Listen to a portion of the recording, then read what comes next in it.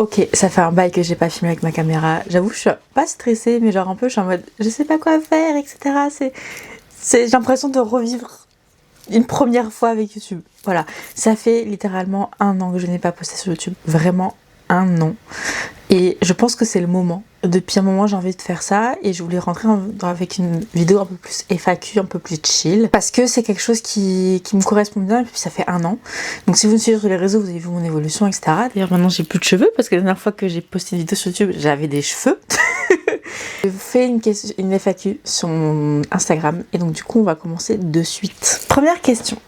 Comment tu te sens vis-à-vis de ta féminité avec ton crâne rasé? J'ai vraiment envie mais j'ai peur. Premièrement, c'est quelque chose que je voulais faire depuis un long moment. Ça fait des années que je me dis à un moment donné je vais sauter le pas, je vais le faire, je veux vraiment, on va dire, ne pas mourir entre parenthèses sans avoir rasé mon crâne une fois pour faire le petit historique parce qu'en fait j'ai fait une sleeve. Et donc du coup j'ai perdu des cheveux, mais ce qui a aussi accéléré ma perte de cheveux, c'est que j'ai fait de l'anorexie derrière. Donc du coup j'ai perdu énormément de masse capillaire et ça ressemblait plus à rien. Donc le 1er mars, j'ai rasé mes cheveux. De ce fait, j'ai redécouvert une certaine féminité et aussi une autre manière de me voir, dans le sens où en gros, la féminité n'est pas que dans les cheveux et c'est pour ça que de nombreuses femmes ont peur de se couper les cheveux, de se raser les cheveux, parce qu'on associe beaucoup la féminité aux cheveux longs, aux cheveux beaux, aux cheveux brillants. Là j'avais rien de tout ça. J'avais le crâne rasé, là je laisse pousser parce que j'ai envie de nouveau d'avoir un carré.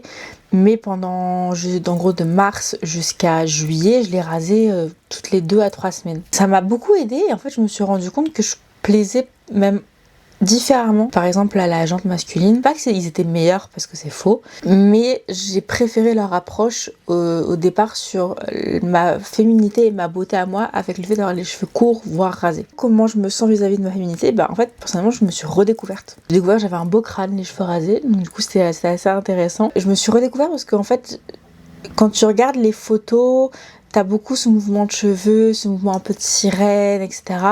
Et donc du coup tu dois, je trouve, travailler ta féminité autrement. Et donc du coup je me suis beaucoup plus amusée sur du make-up, sur les tenues. Je trouvais que le make-up / cheveux rasés, ça rendait tellement bien. Du coup je m'amusais beaucoup plus. Et je trouve que, en fait, au lieu de miser toute ma féminité sur mes cheveux, je misais sur toute mon entièreté de mon corps, de ma personnalité, etc. Ce qui est un travail qui est pour moi assez intéressant parce qu'au final on se focus tellement sur tellement des micro-parties de notre féminité que au final notre féminité elle est illimitée. C'est nous qui la limitons. Mais je trouve que la féminité en elle-même n'a pas lieu d'être que par des cheveux longs. Il y a des femmes qui ont les cheveux rasés pour X ou Y raison, pour en cas de maladie ou juste par envie comme moi, et ça ne perd pas leur féminité, bien au contraire. Je trouve que ça leur apporte un petit truc en plus. C'est en dehors des cadres de beauté normés qu'on a dans notre société. Le conseil que j'ai à faire, c'est si jamais tu te rases les cheveux, fais-le. Mais fais-le quand tu te sens prête. Parce que moi, j'ai pas eu de cas de question de... est-ce que t'as le cancer, etc. Non, c'était plus du style, ça se voit que t'es malade, t'as une maladie mentale, que t'es payé dans ta tête, donc tu t'es rasé le crâne, faut que tu te fasses soigner. J'ai plus eu ce genre de commentaires-là. Si tu es en capacité d'entendre et de lire certains commentaires désagréables, faire attention un peu aux commentaires que vous pouvez avoir sur vous. Pas que vous devez faire attention, mais dans le sens où barricadez-vous sur de potentiels commentaires haineux de la part de votre entourage ou des commentaires sur internet. Voilà. Comment tu le sens le retour sur YouTube, des attentes particulières? Moi je me sens pour mon retour sur YouTube, déjà j'ai hâte. J'ai hâte de poster cette vidéo, j'ai hâte de la monter, j'ai hâte de créer du contenu parce que YouTube pour moi c'est une plateforme qui est hyper inspirante, hyper créative où on peut faire avec des formats beaucoup plus longs que ce que je fais sur TikTok ou Instagram. Et mes attentes particulières, c'est un peu comme Instagram et tout, c'est que j'aimerais bien commencer à vivre ou avoir un side job qui est la création de contenu qui m'apporte un peu d'argent parce que oui, spoiler alert, je gagne zéro monété, zéro pinette de la création de contenu, je fais purement ça gratuitement. Et comme je dis, si je pouvais au moins ne serait-ce qu'avoir un retour sur investissement, c'est-à-dire arriver à zéro, c'est-à-dire que tout l'équipement que j'ai payé, le temps, etc., si je pouvais au moins ne serait-ce qu'avoir un retour sur investissement, ce serait déjà parfait, je serais hyper contente. J'aimerais bien commencer à vivre, pas complètement parce que j'ai plein d'autres trucs, j'ai plein d'autres side jobs et je pense que j'en parlerai dans d'autres vidéos, mais j'aimerais bien commencer à avoir de l'argent un afflux monétaire sur mon compte en banque qui vient de la création de contenu. J'ai beaucoup de gifting, j'ai beaucoup d'opportunités de collaboration, mais c'est très peu monétaire parce que je suis encore considérée comme petite. Je dirais YouTube, ça serait plus de la créativité, créer pas des concepts de ouf parce que c'est pas mon style, ça serait beaucoup plus genre du vlog ou du fast cam là maintenant avec un décor aléatoire qui est ma chambre, mais d'un côté c'est moi. Quelque chose de très chill. Je veux pas quelque chose de hyper monté, hyper travaillé. Je sais pas ce que j'aime, pas ce que je préfère regarder d'ailleurs sur YouTube. Chill, maison pépouze, comme si en fait on était chez moi et que la caméra c'était toi et qu'on discutait. Et ben justement, c'est quoi toutes tes activités pour t'en sortir financièrement? J'ai pas mal de choses. Premièrement, le gros nœud, mon financement, on va dire ça comme ça, c'est mon CDI. Et à côté, je fais de la freelance dans la com et dans la mode. Sachant que j'ai ma freelance qui me fait pas beaucoup gagner à l'heure actuelle parce que j'ai beaucoup de mal à trouver d'autres clients à me vendre. Donc du coup, je suis en train de restructurer un peu mon activité de freelance. Je suis en train de faire des e-books. Je suis en train d'essayer de faire plus du consulting que du stylisme et de la communication à proprement parler. Parce que j'ai beaucoup de choses à faire. Consulting pour des marques, consulting pour des indépendants, consulting pourquoi pas pour des écoles. Intervenante dans des conférences, des choses comme ça, c'est quelque chose que j'aimerais bien, que j'ambitionne en tout cas, que je trouve ça vraiment cool et que j'ai une aisance en tout cas oratoire sur des sujets qui m'intéressent. Je fais de la photo autant que modèle que photographe. Ça me fait pas gagner beaucoup, honnêtement. J'ai eu quelques shootings payés, etc. Pour l'instant, c'est un peu en pause parce que j'ai pas de lieu pour faire des shootings photos, etc. Et j'avoue, je pousse pas non plus de trop cette activité-là, mais c'est une activité que j'aime beaucoup, autant en tant que modèle que photographe, donc j'aimerais beaucoup reprendre. La création de contenu, du coup, même si je gagne pas beaucoup, l'année dernière, j'ai signé un de mes plus gros contrats avec Passage du Désir. C'était un contrat en one shot et c'était une très belle réussite pour moi parce que c'était mon premier contrat payé. Donc voilà, c'est un peu tout ça ce que je fais. À l'heure actuelle, je me focalise beaucoup sur la création de contenu, que ce soit sur mon Instagram, mon TikTok, mon Patreon, où j'aborde plus la sexualité sur mon Patreon. Et e-book du coup que je vends sur mon Shopify, tous les liens seront en barre d'infos si vous voulez checker un petit peu. J'ai un e-book gratuit qui s'appelle L'inclusivité est rentable et un e-book payant à 29 € qui est sur le guide de la communication inclusive. J'aborde pas que sur la grande taille, mais j'aborde sur l'inclusivité vraiment en globalité, sur comment une marque peut devenir inclusive, mais pas que en communication mais aussi en interne, et qu'est-ce qu'elle peut réellement mettre en place. Donc il y a beaucoup de choses là-dessus sur lesquelles je bosse qui pour l'instant me rapportent pas beaucoup d'argent financièrement parlant. Pour l'instant c'est mon CDI et ma freelance qui me rapportent principalement de l'argent, mais j'aimerais que mon indépendance se fasse de plus en plus et le but, enfin moi à terme, c'est d'être complètement indépendante de mes activités professionnelles, de mes X activités professionnelles et de vivre de ça. J'ai une question qui est en rapport avec ce que je viens de dire, c'est quand pourrais-tu sortir une série de petits livres, s'il te plaît? Je suis en plein dedans. Je suis en train de bosser vraiment dessus sur une série de e-books.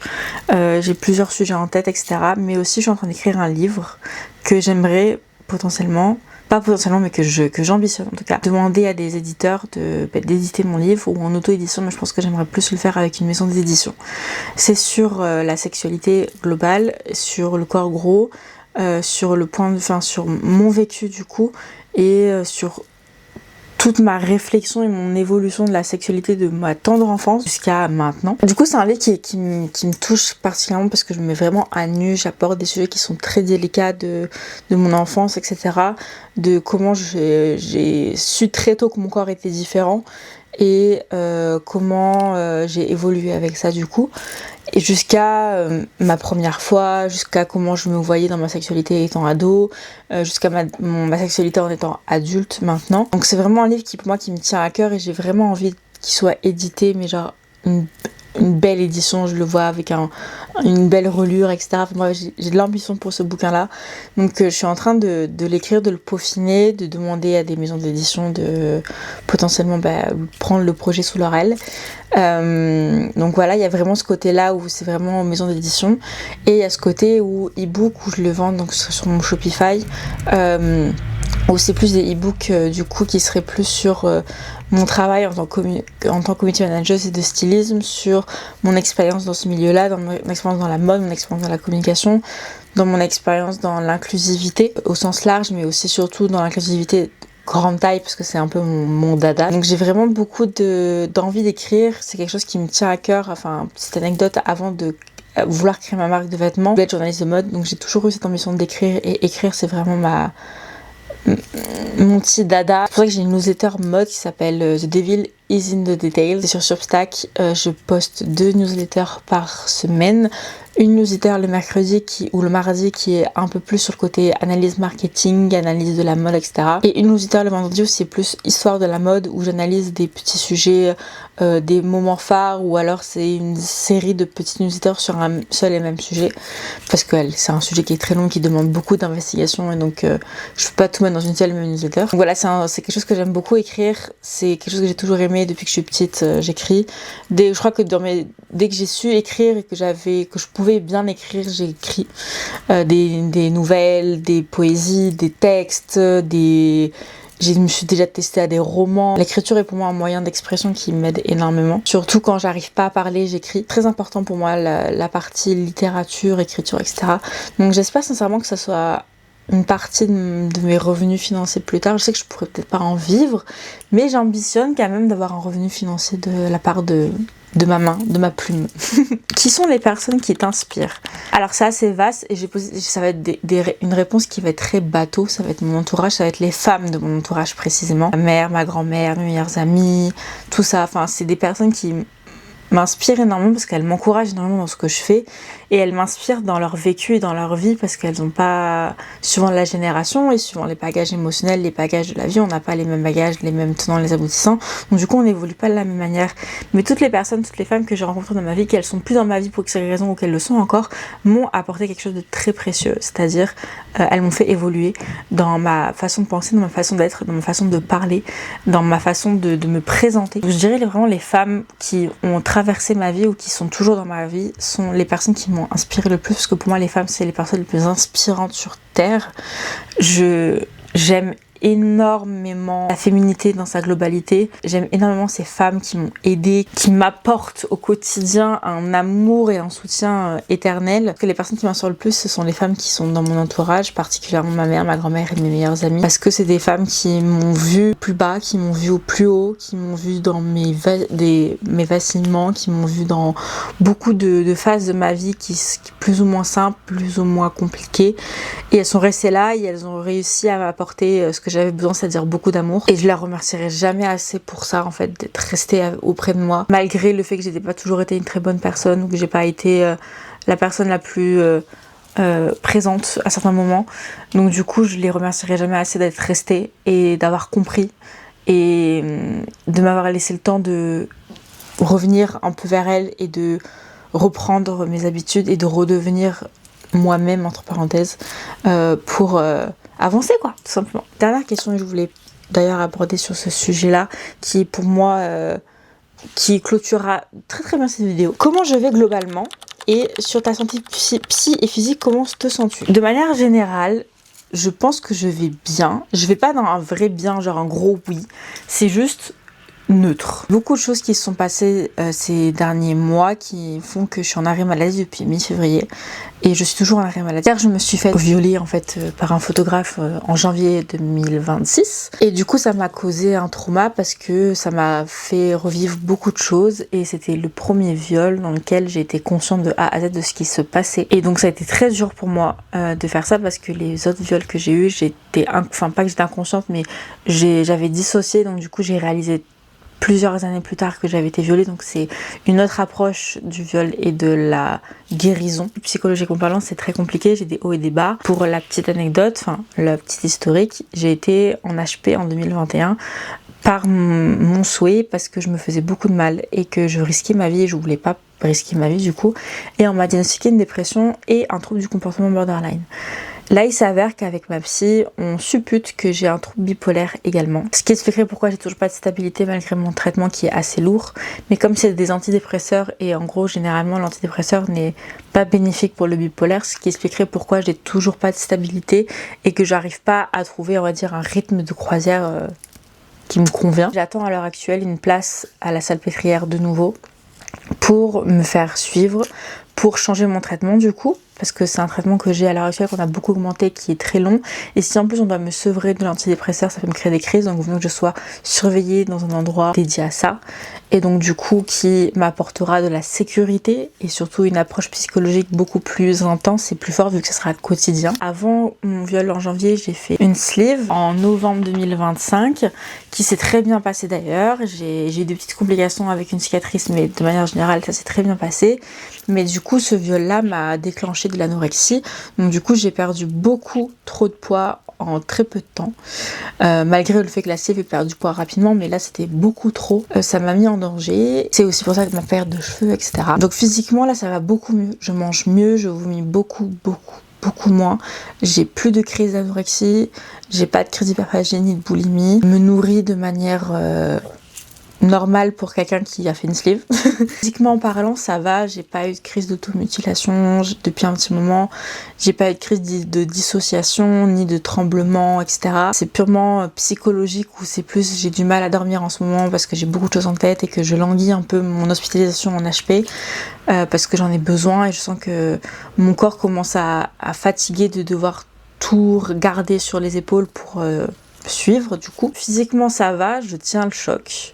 Psychologiquement je sens qu'il y a des petites fébrilités qui vont arriver et c'est pour ça que je languis en fait un petit peu l'hospitalisation, parce que je sais que ça va apporter un cadre de sécurité. On est dans un cadre où on est surveillé, où si jamais on fait une crise, il y a des gens qui sont compétents, qui savent comment gérer ça, on n'est pas seul dans sa chambre, voilà. Donc il y a plein de choses comme ça où je languis un peu juste pour me mettre en sécurité au cas où, parce que je sens cette crise de dépression, de down qui va arriver et je la sens qu'elle est vraiment je suis au bord de la falaise et je joue avec le vide quoi. Donc c'est juste ça, mais sinon de manière globale je tiens le choc, voilà. C'est je pense ça qu'il faut garder ça, c'est que je tiens le choc, je m'occupe beaucoup, je travaille beaucoup du coup pour essayer de me maintenir en haleine, de me maintenir en vie, dans un rythme de vie, parce que en fait j'ai besoin d'avoir ce petit boost de vie quotidienne, même s'il y a des jours où j'accepte, où j'adore être chez moi et je fais que dormir et ça me fait du bien, mais j'ai aussi besoin d'être maintenue en haleine pour justement continuer à avancer malgré le fait que ça va pas, que je suis pas au top de ma forme, etc., que je pourrais être beaucoup mieux que ça, mais voilà. Je pense qu'on va arrêter cette vidéo là maintenant parce que je pense que j'ai répondu un peu à toutes les questions et j'ai beaucoup blatéré. J'espère que cette vidéo retour vous plaît, vous a plu du coup. On se retrouve très prochainement pour une autre vidéo, je sais pas quand. J'avoue que je pense que je posterai, je vous donne pas de jour où je dis je posterai tel jour, etc. Je pense que ce sera très aléatoire et dès que j'aurai envie de poster une vidéo je la posterai et puis tu vois. Je vous fais des poutous.